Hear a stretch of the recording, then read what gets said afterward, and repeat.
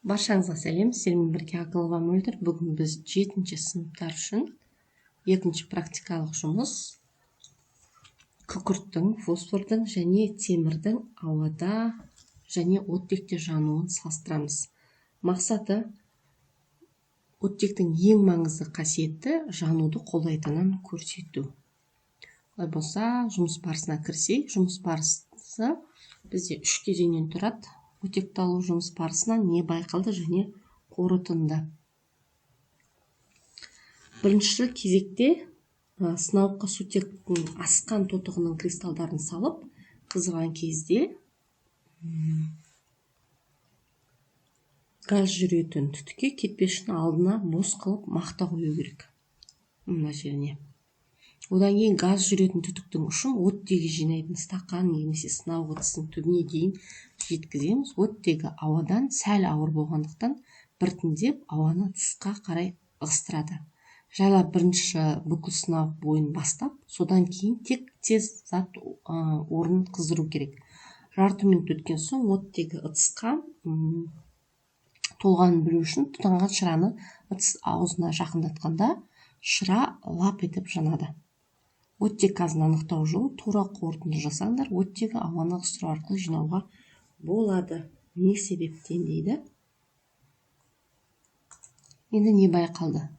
Түзілген оттек газ жүретін түтікті шыны стақан түбіне дейін жеткізіп, оттек ауадан сәл ауыр болғандықтан біртіндеп ауаны ығыстыру арқылы жинаймыз.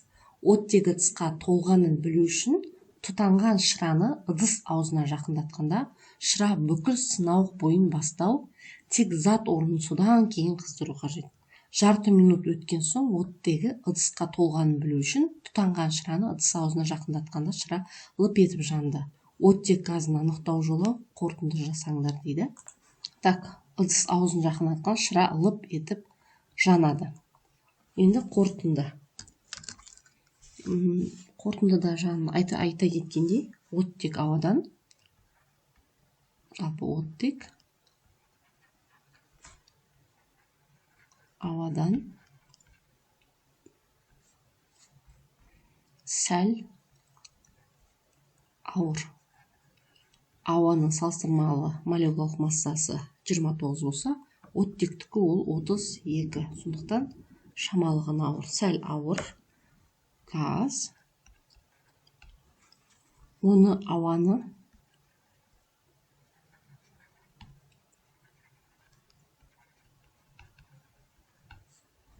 ығыстыру арқылы жинаймыз.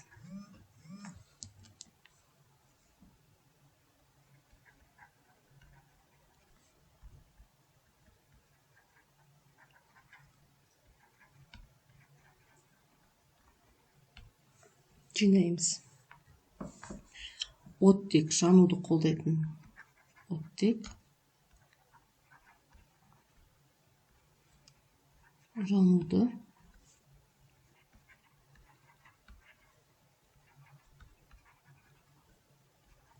қолдайтын газ. Енді мына жерде сутектің асқан тотығы қыздыру, сол кезде сутек пен оттекке ыдырайды дейді. Сутек тотығы, перекис бізде тотығы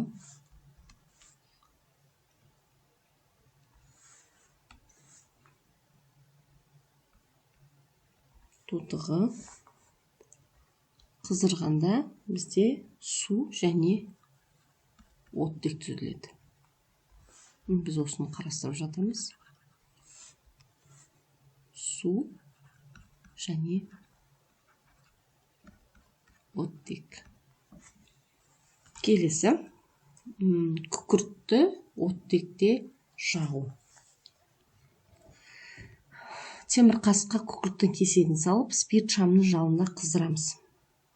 Күкірт ауада қалай жанғанын бақылаймыз. Жанып жатқан күкіртті оттегі бар колбаға саламыз.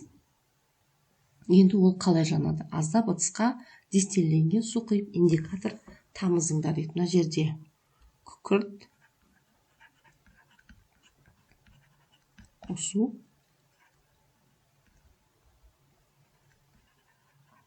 оттек түзіледі. Күкірт 4 валентті оксиді.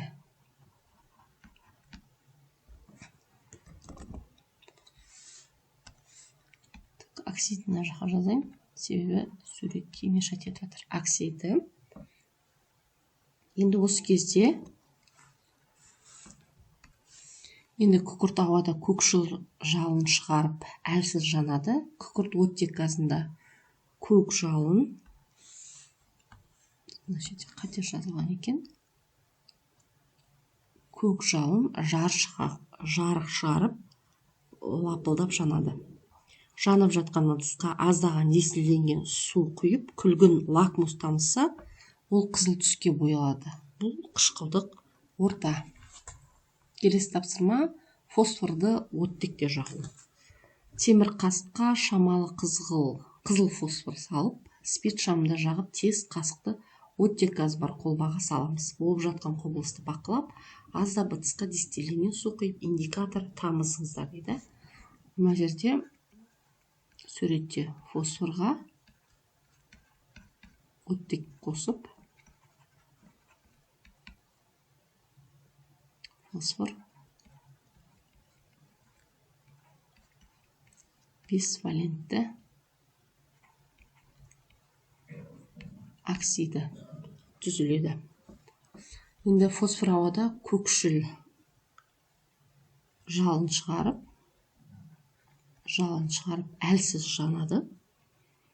Фосфор оттек газында көк жалын қатты жарық шығарып, лапылдап жанады. Жанып жатқан ыдысқа дистилленген аздап су құйып, күлгін лакмус тамызса, қызыл түске боялады. Бұл жерде де қышқылдық орта. Ары қарай темірді оттекте жағу. Бірінші қолбаның үстіне алдын ала шамалы құм салып, онда темірді жағамыз бірінші. Оттек газын жинап, бетін шыны пластинкамен жағу керек. Спираль сымды